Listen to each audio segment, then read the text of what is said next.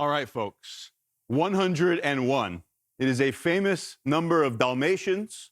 It is also the number of days until the official start of the 2026 Atlantic Basin hurricane season. Fox Weather is your hurricane HQ. We've got our eyes on the tropics in all seasons.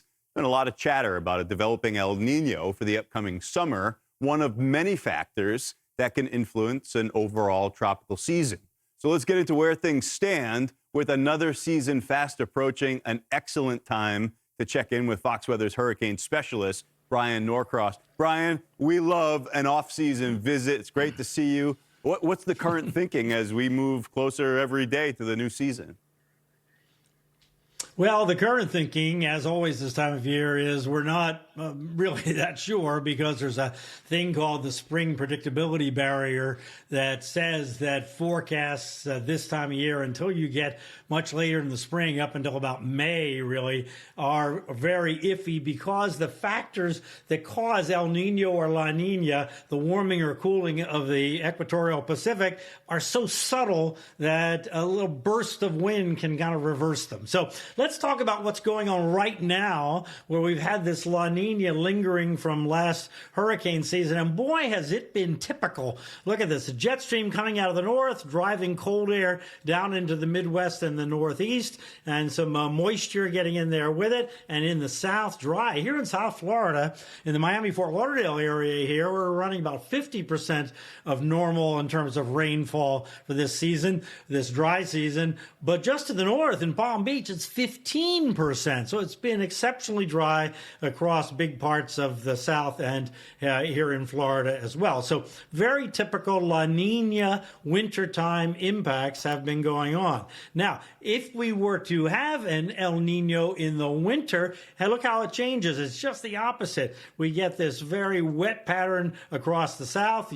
El Nino tends to drive into Southern California as opposed to Northern California and the Pacific Northwest. Lots of moisture, and the jet stream lifts farther to the north, so it tends to be warmer across the northern states. So that's a wintertime thing. So what all this El Nino, La Nina is we measure in a box in the Pacific, south of Hawaii, right along the equator, and this is kind of the most common way this is measured. It's measured in some other ways too, related to pressure and so forth. But if you look at that box right now, you see you have about equal amount of blue and yellow, maybe a little more blue than yellow. Blue is cooler, yellow is warmer than normal. So it's just slightly cool in there. That's the El Nino. The cool phase is warming slowly, and the forecast is for it to continue to warm. So we'll see if that actually happens. The warm phase called El Nino, the cool phase called La Nina. So that's where we are right here at this moment. In terms of the forecast, the consensus is it's going to continue to warm. The question is how much. You see, when we get down here to hurricane season up in here, forecast is for it to be up into the El Nino range. What does that mean? That means kind of a negative effect on hurricane activity. I'll show you why in a second, but that's the consensus. But if it's more down in here, then it's not as much effect. If it's up in here, it's more effect. So we still have that kind of big range of possibilities here at this point.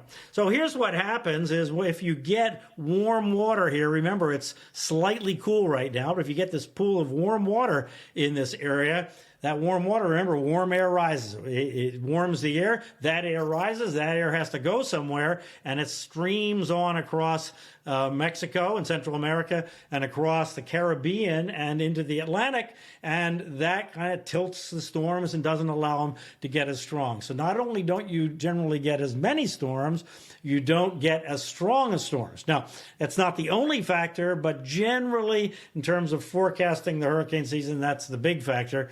The other one we look at, of course, is the water temperature here in the Atlantic. It's forecast to be somewhat above normal, but again, forecasts this time of year are pretty iffy for the Atlantic, and as we've seen, it can go up and down as well. Right now, the eastern Atlantic is actually quite cool. So Ian, the indications are if we have a kind of a normal transition here from La Nina in the direction toward El Nino, as often happens, then we would expect somewhat calmer hurricane season. But I hasten to add there's a whole history of El Nino seasons, including famously here in South Florida in 1992, when you can have a devastating hurricane. It's really related to the number of storms that tends to be affected. Also, not as many strong storms in El Nino years. That's a great point right there, because as you just highlighted, it feels like the La Nina governed this winter. The atmosphere behaved accordingly, but just because we have an El Nino, which would have a suppressing effect on the hurricane season,